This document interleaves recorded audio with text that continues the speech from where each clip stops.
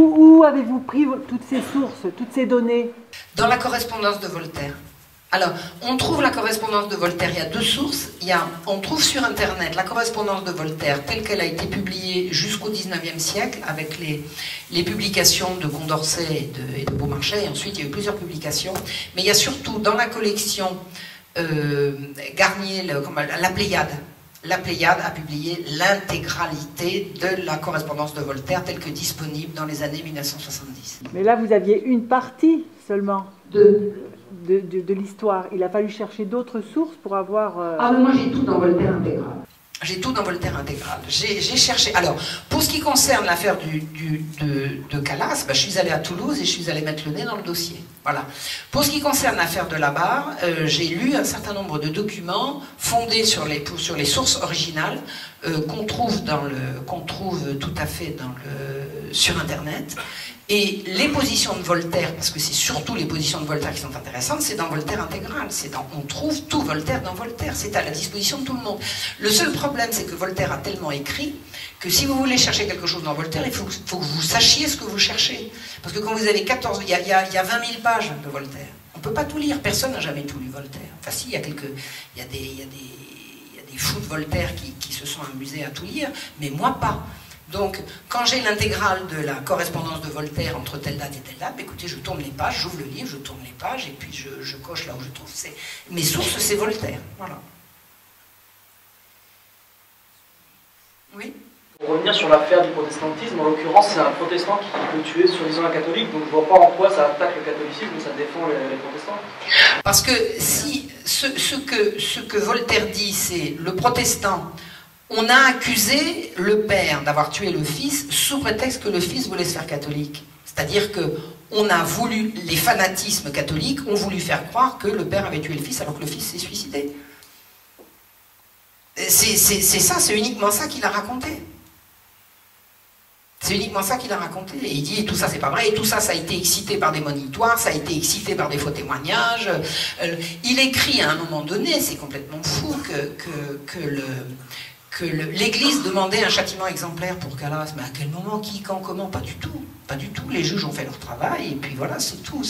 Tout ce qu'invente Voltaire, c'est pour exciter les gens dans une optique de faire croire qu'il y a une guerre entre les catholiques et les protestants. Il y avait une guerre entre la puissance protestante d'Europe et la France catholique. Ça, c'est une chose. Mais dans Toulouse, non. Non, dans Toulouse, les gens, il n'y avait pas de bataille rangée. D'ailleurs, les gens qui sont venus témoigner sont des gens qui étaient clients des Calas. Il n'y avait pas de discrimination à l'égard des Calas, les gens venaient leur acheter du tissu. Le jour où une jeune femme a vu Calas attraper son fils au collet, elle était venue acheter du tissu. Ce n'étaient pas des gens qui étaient boycottés, c'était des gens qui étaient fréquentés comme... voilà. Donc Voltaire a complètement inventé une histoire religieuse qui n'en était pas une, ça c'est clair.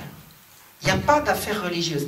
Alors, il est de fait que les amis de Calas, qui étaient protestants, ont essayé de le défendre de cette manière-là, en disant c'est parce qu'il est protestant, mais c'est pas parce qu'ils l'ont dit que c'était vrai. C'est pas parce qu'ils l'ont dit que c'était vrai. Et c'est vrai que la foule s'est enflammée en disant oh voilà, le jeune il voulait se faire catholique, c'est pour ça que... Mais ce que les gens disent et ce que les juges décident, ce sont deux choses tout à fait distinctes. Le jugement n'a pas été rendu sur les ragots, les on-dit et la pression populaire. Si ce que disait Voltaire, si ce que dit Voltaire était vrai, ça voudrait dire que Toulouse était la ville de France où les jugements étaient rendus en fonction de l'humeur de la foule. Ben dites donc, c'est pas comme ça que ça se passait. D'autres questions? Je suis un petit peu aveuglée là, je vous vois pas. Oui. Pour l'affaire du chevalier de la Barre, la justice laïque l'a juste condamné pour contredire l'Église. Oui. En gros, ouais. Et pourtant, il était anti-catholique. Écoutez, il pouvait être condamné à avoir une punition, à être, je sais pas moi, à être envoyé en travaux d'utilité publique, il pouvait être condamné à ce qu'on voulait, il pouvait être condamné à de la prison, il n'était pas obligé de le tuer. Il pouvait être condamné à n'importe quoi d'autre qu'à la mort. C'est la mort qui est injuste là-dedans. Tout le monde réclamait un châtiment, personne ne réclamait la mort. C'est la mort qui est injuste. Oui. Ce que vous nous racontez sur Voltaire est un terrible contre-pied à ce que nous avons appris à l'école. C'est tout l'inverse. Comment se fait-il, en somme, que nous ayons appris de Voltaire une image séduisante? Mais c'est pas difficile d'avoir une image séduisante de Voltaire, il n'y a qu'à présenter ce qu'il dit comme la vérité. Eh ben, c'est très simple, vous êtes un professeur de lettres, Hein? On vous dit étudiez le texte de Voltaire, le traité de la tolérance. Oh là là, qu'est-ce que c'est beau! Le professeur de lettres, il ne sait pas que c'est des mensonges. C'est les professeurs d'histoire qui savent que c'est des mensonges, ils veulent le savoir. Hein. On étudie Voltaire en cours de lettres, en littérature. Moi, je ne connais pas d'historien, qui soit partisan de Voltaire, alors que je connais plein d'amoureux de la littérature qui adorent Voltaire. Pour aimer Voltaire, il faut ne pas savoir à quel point il est menteur. Mais ce sont les historiens qui savent que Voltaire ment. Et Voltaire est toujours enseigné en cours de littérature. J'ai fait une ou deux conférences en décortiquant le traité de la tolérance. La première phrase du traité de la tolérance a 2 mensonges. C'est tout mensonge et compagnie. Voltaire ment tout le temps, tout le temps, tout le temps, tout le temps, tout le temps. Alors il écrit bien, admettons, c'est vrai, il écrit bien, il maîtrisait la langue française. Et il mentait comme un arracheur de dents. Donc on dit, regardez ce que c'est beau ce qu'a écrit Voltaire. Si on ne sait pas que c'est des mensonges, on ne sait pas que c'est abominable. Et c'est comme ça que le mensonge se perpétue. Maintenant, je vais vous le dire, hein, ceux qui veulent savoir que Voltaire était un salaud, ils peuvent le trouver. Hein. Il n'y a qu'à le lire. Hein. Il n'y a qu'à le lire, ouvrez du Voltaire, allez voir ce qu'il raconte. Lisez sa correspondance. Quand la correspondance, vous savez, Internet a tout bouleversé. Moi, si j'avais voulu faire une recherche sur Voltaire, j'aurais été aller chercher la correspondance, les 14 volumes de sa correspondance dans la Pléiade. Qui c'est qui va se lancer là-dedans? Et il y a des gens, il y a des chercheurs qui l'ont fait. Il y a un monsieur qui s'appelle Michel Cuny, dont j'ai lu le bouquin. Il a écrit un livre qui s'appelle L'or au prix du sang. Il est allé regarder la correspondance de Voltaire et il a vu toutes les occasions, notamment entre autres, mais il a beaucoup parlé aussi de l'affaire Calas et il m'a éclairé beaucoup, mais il a raconté également tous les appels au meurtre et à la guerre que Voltaire a raconté à travers toute l'Europe. Voltaire était un pouce au crime, c'est abominable. Mais lui, il est allé faire le boulot. Et je ne vois pas, à part un chercheur, à part quelqu'un qui veut véritablement dénoncer ses crimes, qui va s'amuser à lire la correspondance de Voltaire. Qui c'est qui va lire ça? Qui c'est qui va lire ça? On dit que c'est une lumière. Ah bah oui, c'est une lumière. Bah oui, à partir du moment où il prétend que tous les autres sont des crétins, des imbéciles et des dégénérés, lui, il est la lumière. Vous savez, le mouvement des Lumières, c'est lumière autoproclamée. Hein. Moi aussi, je peux vous dire tous des cons, sauf moi qui suis la lumière. Ben, vous n'êtes pas obligé de me croire. D'ailleurs, à l'époque, on ne le croyait pas, Voltaire. Tout le monde savait qu'il mentait. On ne le croyait pas. À son époque, on savait qui il était. Et les Lumières sont bien passées pour ce qu'elles étaient, c'est-à-dire un mouvement de subversion au profit du libéralisme économique. Hein. Vous savez ce que ça a été le mouvement des Lumières? Ça a été un mouvement qui a voulu remplacer Dieu par le profit. C'est ça, les Lumières. Et on a remplacé la royauté protectrice par la loi du marché, c'est-à-dire par la loi de la jungle. C'est ça. Et des gens comme Voltaire ont été chargés par des mensonges, par des pamphlets, par toute une propagande habilement menée, de faire passer les uns pour des glorieux martyrs et les autres pour des fanatiques sanguinaires. Voilà. Et puis ça a marché. Ça a marché. Ça n'a pas marché tout seul, je veux dire, il y a eu beaucoup de résistance, mais la révolution est arrivée, et avec les résultats qu'on a connus, je veux dire, des déferlements de violence et d'atrocités qui ont fini par renverser le système. Et puis il y a beaucoup de choses qui se sont jouées en secret, hein. Ça, alors là maintenant je suis persuadé j'ai mis longtemps à m'en persuader, mais je suis maintenant persuadé effectivement qu'il y a eu un travail de sape fait dans des réunions secrètes pour que certaines revendications arrivent de partout en même temps. Enfin, il y a vraiment eu un travail de sape. Il y a des gens qui voulaient vraiment renverser le régime. Mais ils ne voulaient pas renverser le régime pour libérer le peuple. Ils voulaient renverser le régime pour mettre la main sur la grosse galette. Et ils l'ont mise. Et ils l'ont mise. Est-il exact, au moment de mourir, ses amis empêchèrent le prêtre de Saint-Sulpice de lui donner l'extrême onction, ce qui le mit dans une rage extraordinaire? Je ne connais pas ce détail parce que ça fait un moment que je me dis qu'il faut que je m'y penche et je n'ai pas encore eu le temps. Donc, je ne sais pas exactement. Ce que je sais, parce que je l'ai vu dans différentes sources, disons que je crois savoir, je suis plus modeste là-dessus, parce que moi, mes sources en général, c'est lui. Donc au niveau de sa mort, c'est les gens autour, c'est pas lui. C'est qu'il aurait eu une mort abominable. Il ne voulait pas mourir, il repoussait l'idée de la mort, comme si le diable venait le tirer par les pieds, à telle enseigne que son médecin qui tuait depuis des années en était totalement bouleversé. Donc, je pense qu'il n'a pas voulu. Je pense qu'il n'a pas voulu avoir un prêtre. Il a demandé à un moment donné, et puis au dernier moment, il s'est ressaisi. Je pense que Voltaire était un type qui était capable d'avoir passé un pacte avec le diable. C'est ses amis qui l'ont empêché le prêtre de passer, de lui donner l'extrême-onction. C'est ce qu'on dit, je pense que c'est lui qui n'a pas voulu. Je n'en sais rien. Là-dessus, je ne suis pas sûr. Ce que je sais, c'est qu'il a eu une mort atroce. Il a eu une mort atroce. Vous savez, bon, j'ai vu plusieurs personnes mourir. Hein. J'ai des parents qui sont morts, des gens que j'aime, que j'ai vu mourir. Je les ai vus partir. Enfin, je ne peux pas dire toujours apaisés, mais j'ai pas vu de gens luttant contre la mort avec horreur, avec épouvante. Et tout ce qu'on raconte de la mort de Voltaire, c'est épouvantable. Pousser des hurlements. Comme s'il avait un... Pardon? D'Alembert se serait converti, voyant cet état. Je ne sais pas. Je ne sais pas. Vous en savez plus que moi. Je ne me suis pas encore penché sur la mort de Voltaire. Là, honnêtement, puis ça fait plusieurs fois que des gens comme vous me sollicitent, puis j'ai pas eu le temps, tout simplement. Il a reçu, auparavant, il avait reçu 2 fois l'extrême-onction. D'Alembert? Non, Voltaire. Voltaire? Ah oui, je sais pas. Mais Voltaire était capable de toutes les hypocrisies, de toute façon. Voltaire, il voulait pas terminer. Alors, il y a une chose qu'il faut savoir, c'est que Voltaire ne voulait pas terminer à la fosse commune.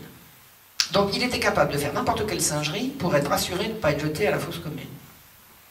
Alors, est-ce que les prêtres amenés à son chevet étaient capables de lui donner l'extrême-onction, sachant qu'ils considéraient ça comme des singeries? Je ne sais pas. Vraiment, il faudrait que je me penche là-dessus. Désolé de ne pas pouvoir me répondre. Oui? Pour rebondir sur ce que le monsieur a dit, pourquoi Voltaire à l'école? Parce que les enseignants sont des militants politiques. Bah, on peut conclure ça. Alors, parce que les professeurs sont des militants politiques, c'est une première raison, effectivement, mais pas forcément. Pas forcément. Ce que je veux dire, c'est que si ces professeurs savaient la vérité, je pense qu'ils la diraient, mais je vous dis, j'insiste, Voltaire est enseigné en cours de littérature. Et qu'est-ce qu'un professeur de littérature connaît à l'histoire? Excusez-moi, mais qu'est-ce qu'un professeur de littérature connaît à l'histoire? Il n'a pas étudié l'histoire, il a étudié la littérature, donc il n'y connaît rien. Quand un professeur de littérature voit que Voltaire accuse l'Église d'ingérence dans les affaires de la justice, il dit, ah bah, regardez, il dénonce. Bah oui, il dénonce quoi? C'est un mensonge. Il faut avoir étudié l'histoire pour savoir que c'est pas vrai. Donc c'est astucieux de faire étudier Voltaire en cours de littérature, c'est très astucieux. Et moi j'avais une prof quand j'étais au lycée qui m'avait dit, Voltaire voulait il croyait pas en Dieu, mais il voulait de la religion pour le peuple parce qu'il méprisait l'un et l'autre. Ben, moi je détestais Voltaire à cause de ça. J'avais une prof au moins, mais c'était une prof d'histoire qui nous avait dit ça, je me souviens, c'était une prof d'histoire. Donc c'était pas Voltaire qui était au sujet, c'était l'époque, et un jour elle nous a sorti cette citation de Voltaire, que Voltaire disait qu'il faut de la religion au peuple, parce que si le peuple n'a pas de religion, il fera n'importe quoi, donc il faut lui faire accroire. La citation approximative, c'est « il faut faire accroire au peuple qu'il a une âme éternelle et qu'il y a une vie après la mort, parce que sinon il me vaudra mon blé et mon bois. » quoi. Donc la religion telle que Voltaire l'entendait, il en fallait une pour le peuple pour que les gens se tiennent, et puis entre gens bien, on n'avait pas besoin de ça. Bon, c'était une prof qui me l'avait dit à l'époque, moi ça m'était resté. Je me souviens très bien qu'en cours, sinon ce que j'ai étudié de Voltaire au lycée, c'était en cours de français. C'était en cours de français. Il n'y a pas de cours sur l'influence de l'encyclopédie. L'encyclopédie, qu'est-ce que c'est? C'est en cours de français. Le mouvement encyclopédiste, le réveil des Lumières, on veut chercher le savoir. Parce qu'avant l'encyclopédie, les gens ne cherchaient pas le savoir. Ah bon? Ah bon? Ben oui, c'est marqué comme ça. C'est marqué comme ça, c'est marqué en cours de lettres. Et c'est les Lagarde et Michard, on dit, ouais, c'est les cours de Fernand Nathan. Moi, j'écoutais, mes livres de français, c'était Lagarde et Michard. Hein. C'était Lagarde et Michard, et Lagarde et Michard tressaient des couronnes au mouvement des Lumières, en tant que mouvement, grand mouvement d'idées, brassement d'idées, etc. C'était des salopards, les gens des Lumières. C'était des salopards. C'était vraiment des excités, des gens sans scrupules, menteurs et tout, manipulateurs, spéculateurs. Enfin bon, j'ai vraiment pas d'estime pour les gens des Lumières, surtout que j'ai un petit peu étudié l'encyclopédie, mais en cours de littérature, c'était pas ça qu'on nous présentait. Voilà. Maintenant qu'ils soient des militants politiques, bah pas tous, probablement. Il y a beaucoup, on est d'accord. Dans la mesure où il y a un parti pris, c'est qu'il y a une idée d'une action politique derrière. Il n'y a plus de neutralité chez l'enseignant. Vous voyez ce que je veux dire? Bah, c'est l'école de la République. Donc moi j'ai toujours défendu la République, alors c'est plus mon cas maintenant. Alors je suis guéri, hein. Ça, franchement, j'ai autant de dire, je ne suis pas encore royaliste, mais je suis plus républicaine. Maintenant je sais d'où vient la République, j'ai compris. Mais jusqu'à il y a encore pas longtemps, moi quand la République, c'est l'école de la République qui m'a tout enseigné. Moi j'ai appris le latin, j'ai appris énormément de choses, j'ai une orthographe impeccable, etc. C'est l'école de la République. Donc j'ai chéri la République qui m'a donné cette école-là. Et c'est un petit peu ça le mythe. Donc Voltaire, il est à l'origine de la République, donc on fait un pack de l'ensemble. Puis maintenant, tout ça, c'est en train de s'effondrer, parce que la République, elle est en train d'apprendre le sexe aux enfants de la maternelle. Je veux dire, c'est devenu complètement délirant. La République, elle montre son vrai visage maintenant. Et le vrai visage de Voltaire apparaît en même temps. Voltaire, il est quand même aux sources des valeurs de la République, c'est clair. Et c'est en train de sauter maintenant. Parce que la République, elle montre son visage, pardon ? Il y a une phrase qu'on prête à Voltaire, enfin, quand on ne s'intéresse pas particulièrement, il y a une phrase qu'on lui prête, c'est « je ne suis pas d'accord avec... » Ah oui, il n'a jamais dit ça. Je ne suis pas d'accord avec ce que vous dites, mais je me battrai jusqu'à la mort pour vous ayez le droit. Déjà, pourquoi on lui prête ces propos, c'est quel contexte? Alors, il y a une chercheuse anglaise qui a extrapolé d'un truc qu'aurait dit Voltaire, elle a extrapolé d'une fois qu'il aurait dit quelque chose dans cette phrase-là, et ça a été repris tel que... Non seulement Voltaire n'a jamais dit une chose pareille, mais Voltaire a tout fait pour faire mettre à la Bastille tous les gens qui lui faisaient de l'ombre. Alors, Voltaire, la véritable citation, si on voulait l'inventer, hein, ça serait « Je suis complètement d'accord avec ce que vous dites, mais je ferai tout pour vous faire mettre en tôle, parce que moi d'abord... » C'est pas moi d'abord, c'est moi, et moi, et moi. Et vous, vous êtes de trop.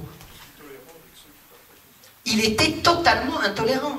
Voltaire était d'une intolérance totale. Voltaire ne supportait pas la critique. Même une critique littéraire, c'est-à-dire qu'il ne s'agissait pas de critiquer Voltaire, par exemple, sur ses pensées ou sur ses prises de position. Une critique littéraire, par exemple, il faisait des pièces qui étaient injouables tellement elles étaient nulles. Hein, c'est fou, je veux dire, personne n'a jamais... repris de pièces de Voltaire. J'ai rencontré un jour une dramaturge qui m'a dit « J'ai voulu un jour monter une pièce de Voltaire. » Je me suis dit « Arrête, mais qu'est-ce que c'est que ce fou? C'est injouable, c'est nul, c'est épouvantable. » Donc, il y avait vraiment matière à critiquer. Et s'il lisait une critique, mais il devenait fou. Il était capable d'appeler les flics, d'aller chercher. Mais c'est fou, quoi. Fou.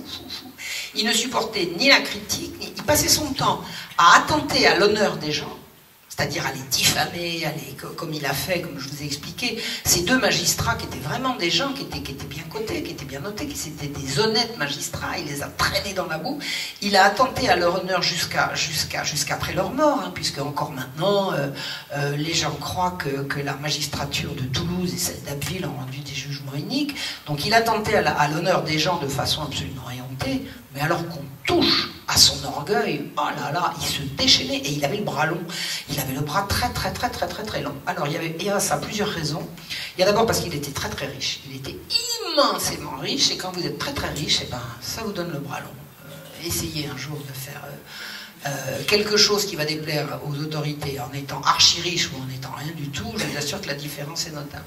Mais il y avait une deuxième raison à ça, c'est qu'il avait fait ses humanités au collège des Jésuites de Louis le Grand, à Paris, et que dans ce collège des Jésuites de Louis le Grand, il avait été camarade de classe de quelques personnages qui ont été très haut placés, notamment les deux frères d'Argenson, qui sont devenus tous les deux ministres.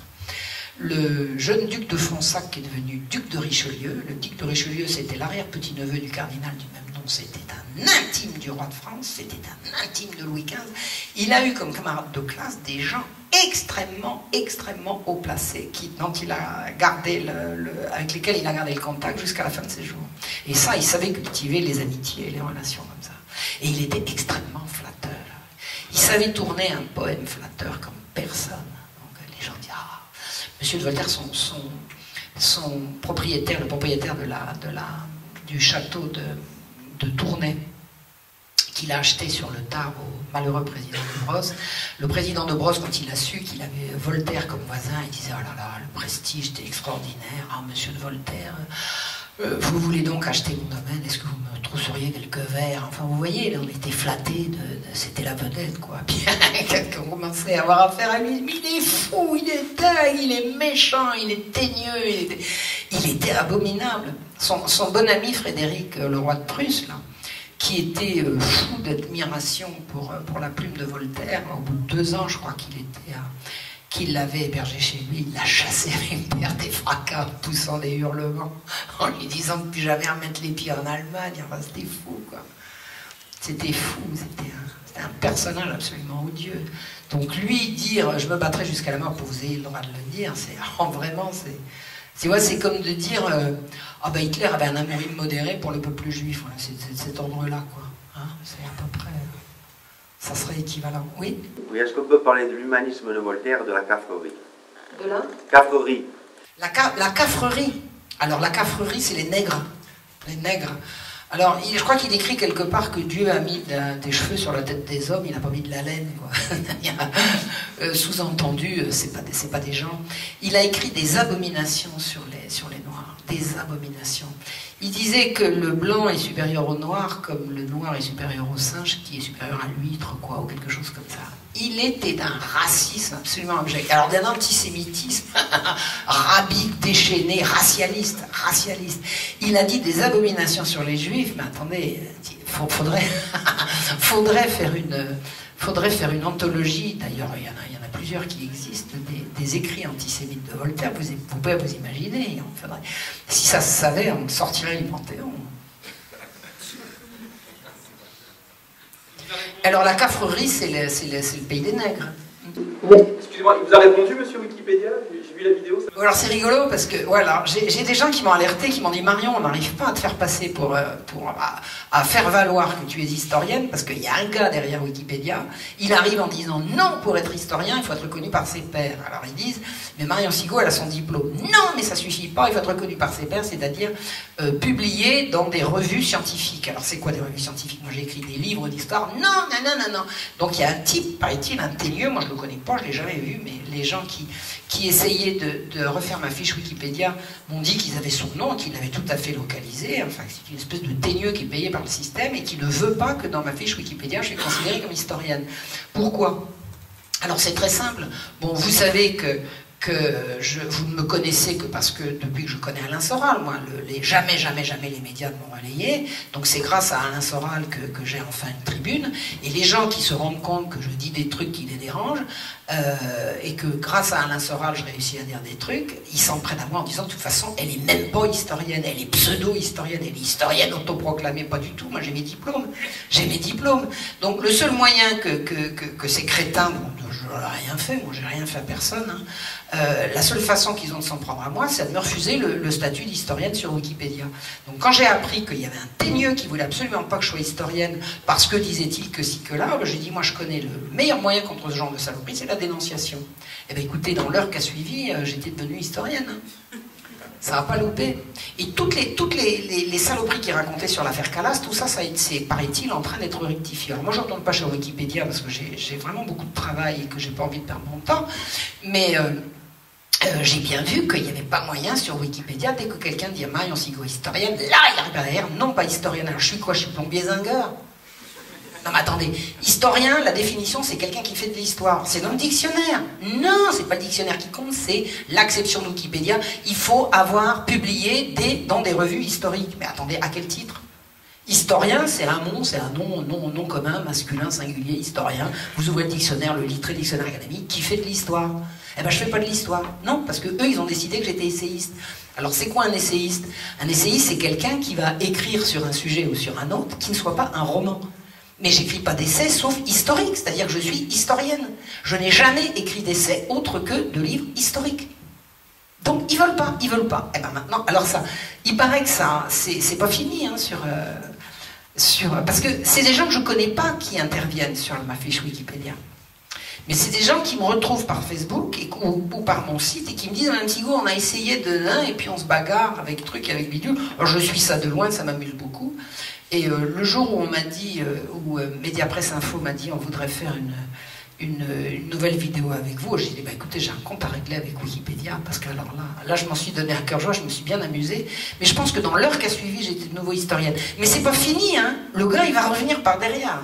Il va revenir par derrière et puis ça va continuer de discuter. Leur truc c'est Wikipédia qui donne la définition de ce que c'est qu'un historien. Voilà. Alors moi je suis désolée, historien. La définition, c'est dans le dictionnaire. Et dans le dictionnaire, c'est quelqu'un qui fait de l'histoire.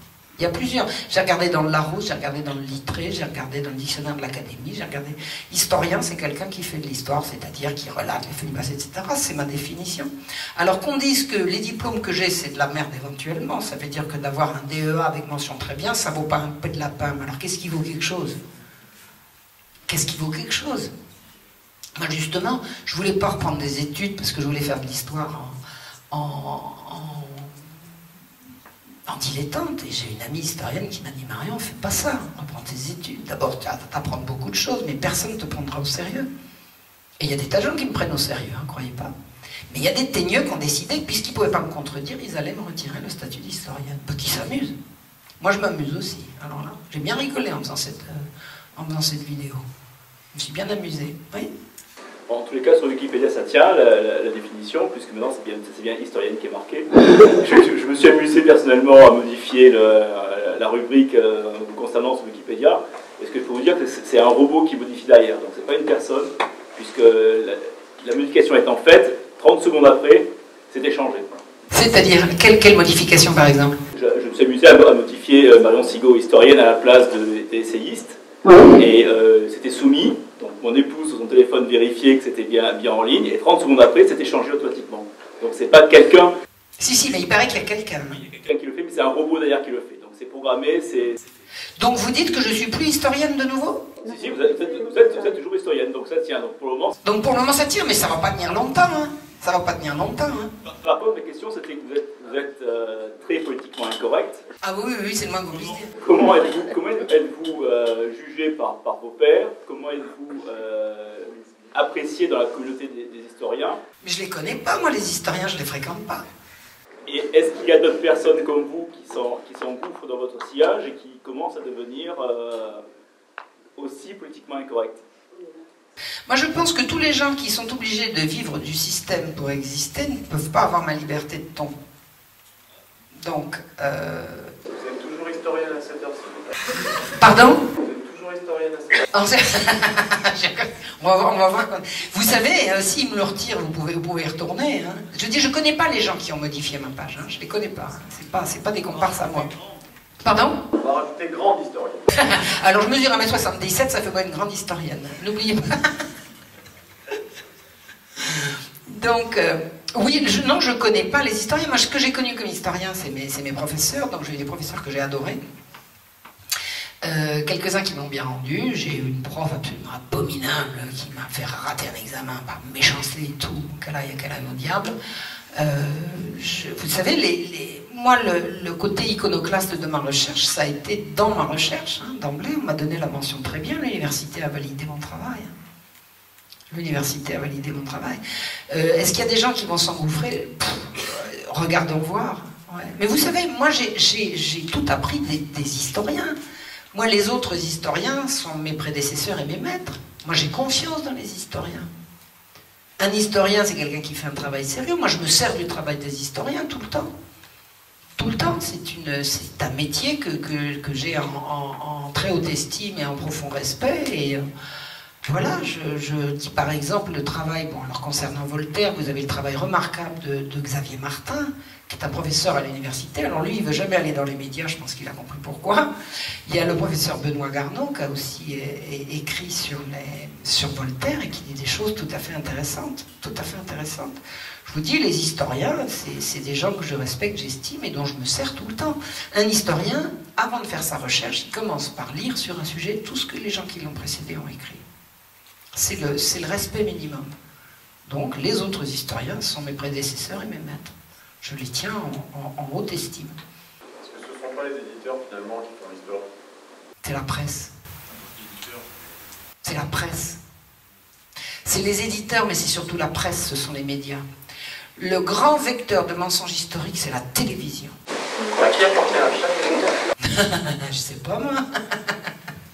C'est la presse qui ment. Et la presse... Mais le pire du pire du pire, c'est la télévision. Vous savez, je prépare avec Claire Colombi, que j'ai eu la chance de rencontrer, qui est une jeune fille vraiment pleine de talent, d'intelligence, et qui connaît en plus la période d'histoire que je ne connais pas, c'est-à-dire le Moyen-Âge. On prépare un décortiquage des émissions de télévision sur l'histoire. Je vous assure que ça vaut son pesant d'or. La télévision est un vecteur de mensonge historique.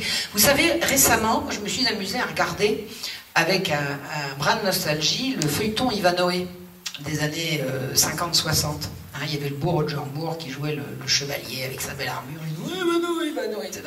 Et on voit l'image du Moyen-Âge que nous renvoie ce... Alors c'était pas français Ivanhoé, hein, c'était une série britannique.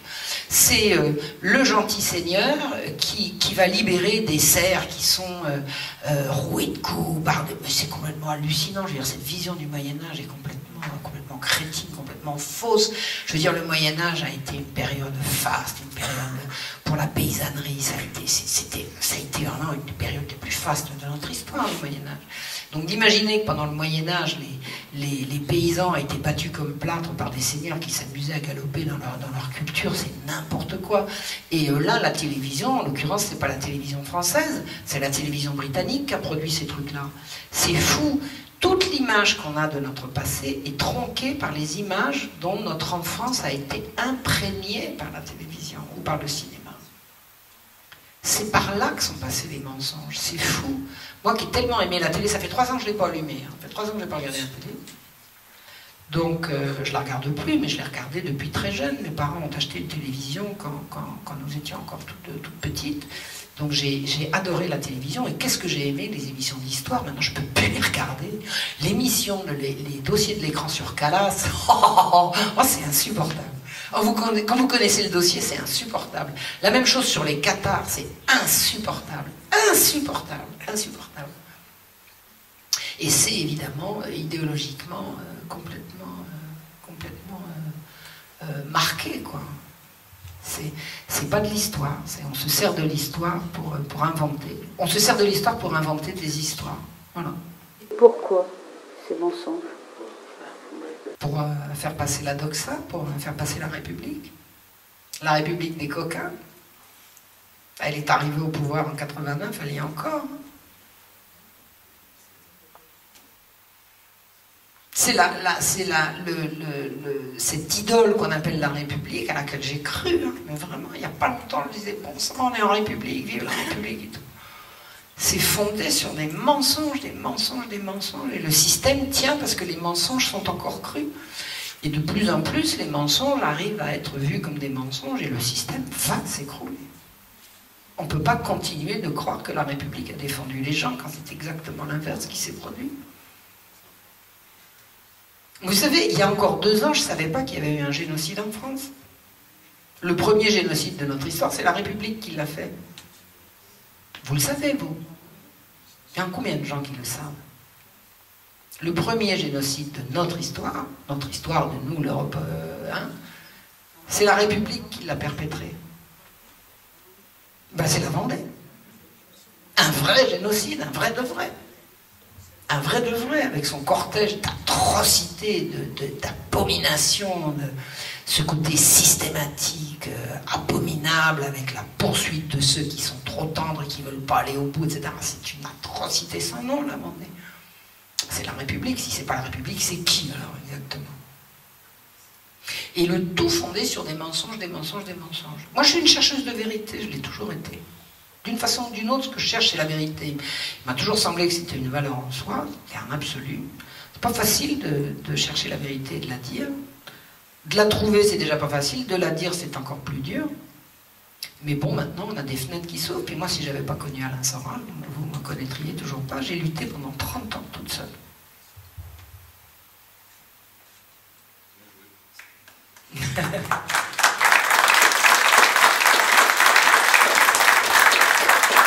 Merci. Bien sur l'affaire de la barre, qui dit qu'il ne méritait pas la mort. Bien sûr que non, qui méritait pas. Voltaire a fait son travail. Pardon? Voltaire a fait un travail d'avocat au final. Bah, d'abord, Voltaire est intervenu après sa mort. Donc il n'avait qu'à intervenir avant. Voltaire, il aurait pu le faire sauver là-bas. Enfin, il aurait pu, s'il avait voulu. Si Voltaire avait mis l'énergie qu'il a mis à raconter ses mensonges, s'il avait mis la même énergie à essayer de sauver la barre, il y serait arrivé. Il y serait arrivé. Il avait largement les moyens.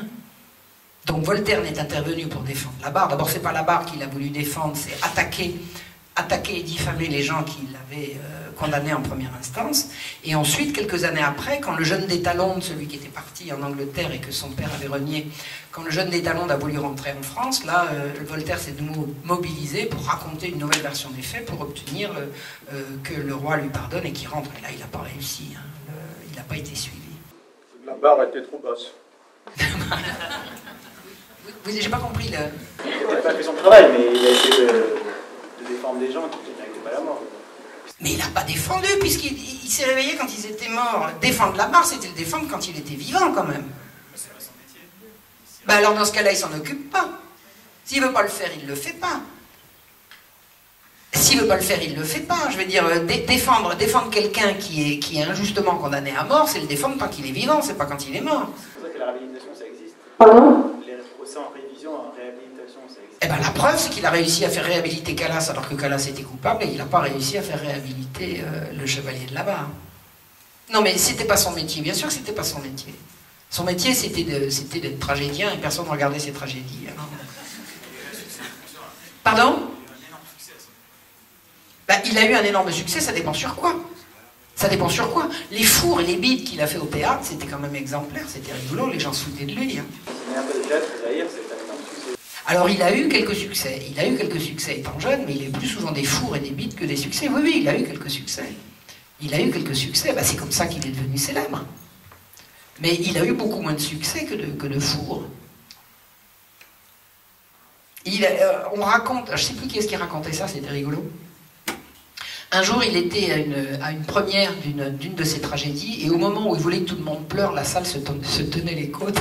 Alors, il disait « barbare, c'est du Sophocle », c'est-à-dire que les gens étaient trop bêtes pour savoir que la citation était grandiose, quoi. Et lui, il voulait... Alors, il y avait des pamphlets qui circulaient sur ces trucs. Un jour, le truc le plus drôle, il avait fait une tragédie où les gens s'ennuyaient à mourir, et il y avait un des personnages qui s'appelait le baron ou le comte de Coucy, et... il y a une des répliques où il y a quelqu'un qui s'adresse au comte de Coucy en lui disant « Es-tu content, Coucy ?» Et il y a quelqu'un dans la salle qui dit « Coucy, Coussa ». Et tout le monde... Il faisait des bides sans arrêt. Alors, il était hyper sensible au ridicule et il en avait plus souvent qu'à son tour, quoi. Non, non, c'est vrai, il a eu quelques succès mémorables. Mais alors, il a eu son succès le plus mémorable, c'était... un truc qu'il avait carrément plagié, quoi. C'est une traduction de l'italien qu'il a faite à sa sauce.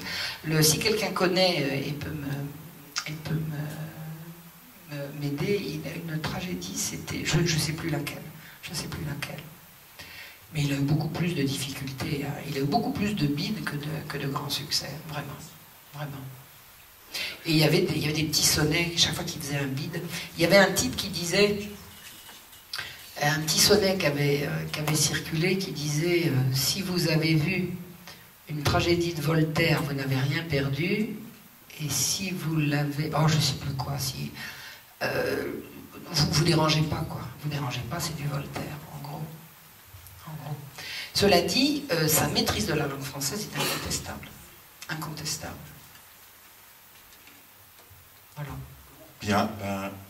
Vous voulez qu'on arrête là? Je vous remercie. Et puis, je pense que nous nous reverrons puisque Madame Sigaud prépare un ouvrage sur la Régence, dont un chapitre sur Monseigneur de Belzins, donc qui sera de grand intérêt pour nous.